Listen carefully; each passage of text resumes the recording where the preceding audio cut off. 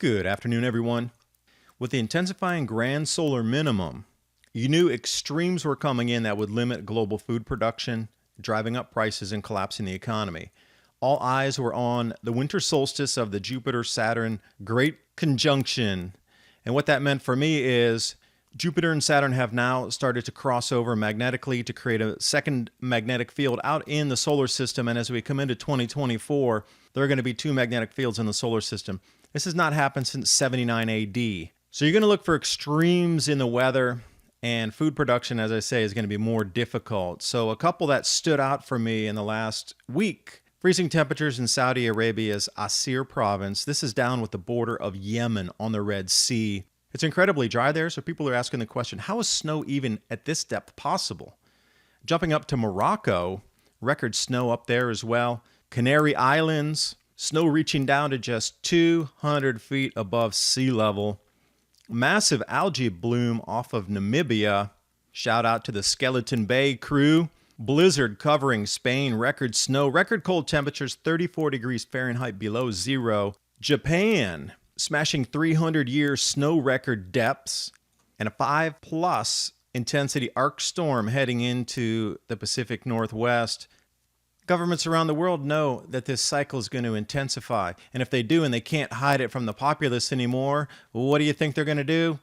Oh, distraction.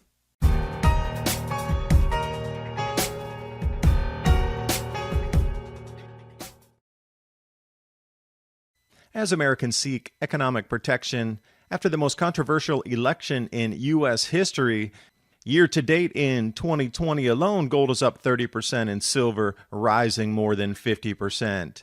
And now we're entering a new year facing economic realities of a global economic crisis caused by COVID and political reactions. And the knowledge that Patriot Gold Group is Consumer Affairs' top-rated gold IRA dealer 5 years in a row from 2016 till present. Click the link in the description box below for more information. And now on with the video. And I had quite a few people asking me about this magnetic coupling. There's a secondary magnetic field forming out in the outer solar system. And some people might say, well, it's not going to be that much of a magnetic field.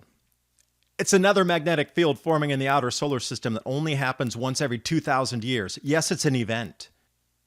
Pluto's atmosphere has collapsed in on itself. Neptune's atmosphere reversed. And now Uranus is showing atmospheric anomalies as well. Incredible changes on the planets as this event's forming and playing itself out. There was so much emphasis on this great conjunction of Saturn and Jupiter, not only astrologically moving in from Earth into air, a faster resonance, if you will, but in the precession of the equinox also we changed star signs, which is also a very fast energy.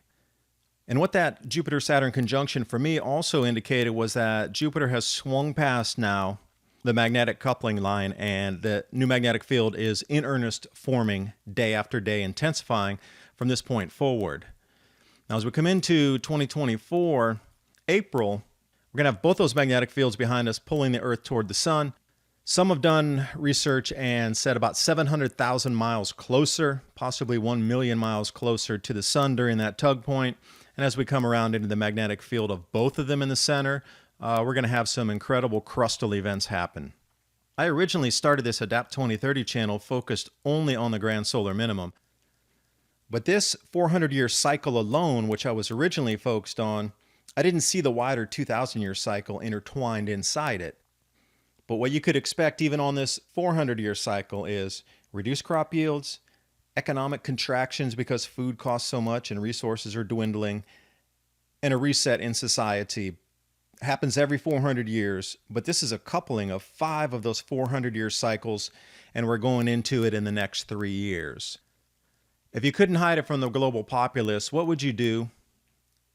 Then that's a serious question. If governments couldn't hide this anymore, because right now every person on the planet is going to see this intensity, you would have to distract the populace.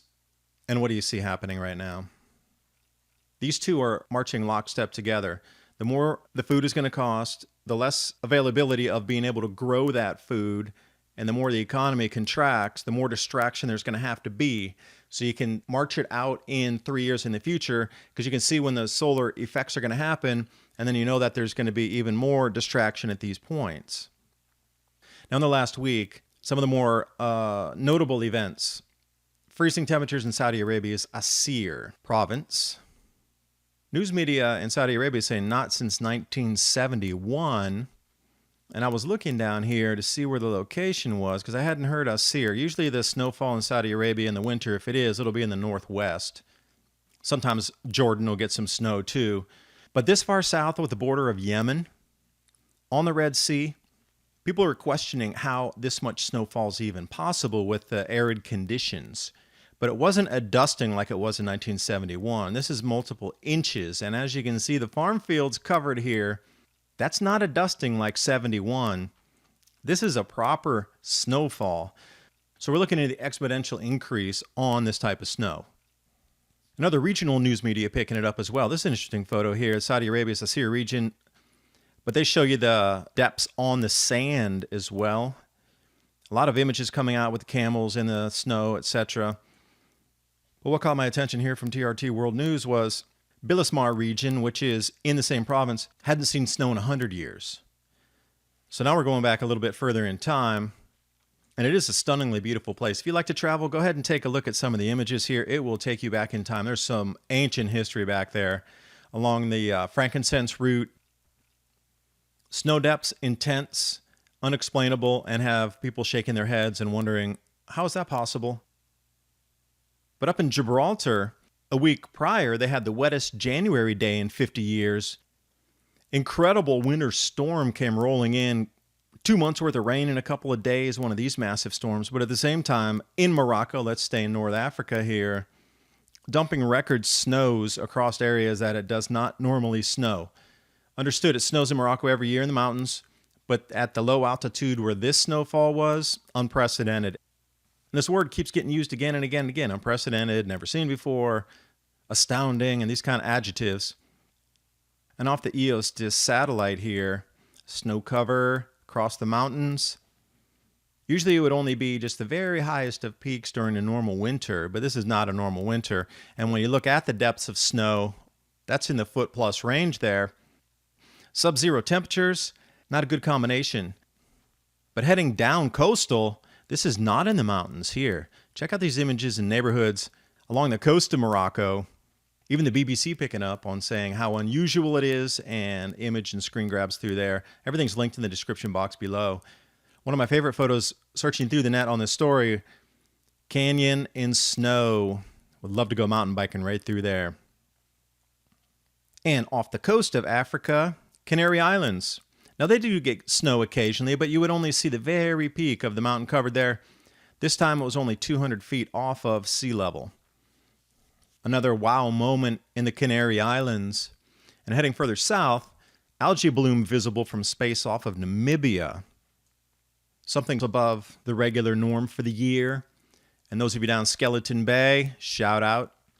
Wondering how that sandbar is forming this year. Over to Madrid Blizzard.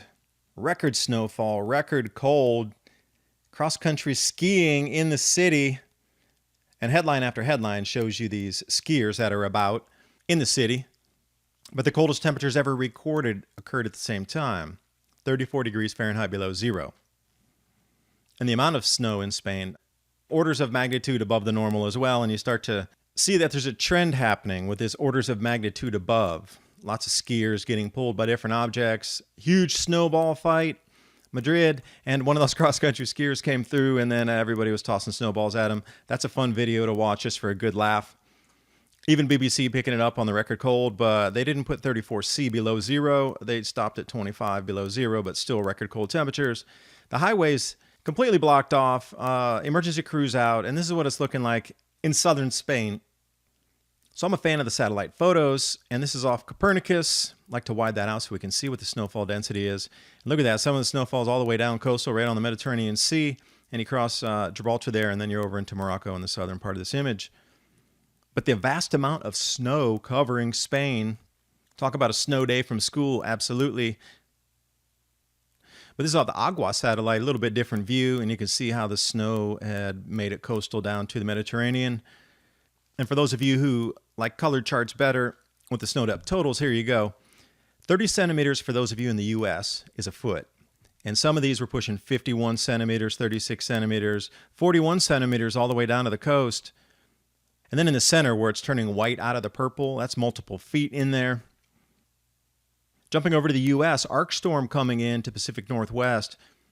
And what's interesting, 3 years ago, NOAA in the United States had to add a whole nother band into its arc storm intensity to a 5+. Never occurred before, but they just added the intensity band in. And guess what?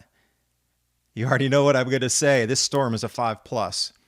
How did they know that it was going to intensify where they would actually use the upper band of arc storms? So we'll see what's happening with the flooding, landslides, and power outages as we move forward through the weekend. Across the Pacific over to Japan, this is my third story on all-time record snows never seen before in 300 years. This one's a little bit unusual that it had 10 monitoring stations just off the Sea of Japan, broke their all-time record snow totals.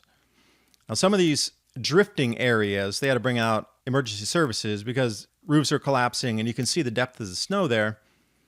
Not good for weight load on top of wooden buildings. So it's all hands on deck out in that. Yet again, third time it's happened, 300-year snow totals broken over the last 6 weeks, and this one's really intense. 313 centimeters. And remember, 30 centimeters is a foot. So some of these places got a 10-foot snow dump. Other areas, 6 feet, 5 feet. It's quite the unbelievable event, and you have to ask, what has changed in our atmosphere so quickly to create all of this happening in just the same weeks here? And in the 2 prior storms, it was the same thing. Highways were blocked. The snow came down so fast that people couldn't even get off exits to go for safety, that they were just stuck where they were driving.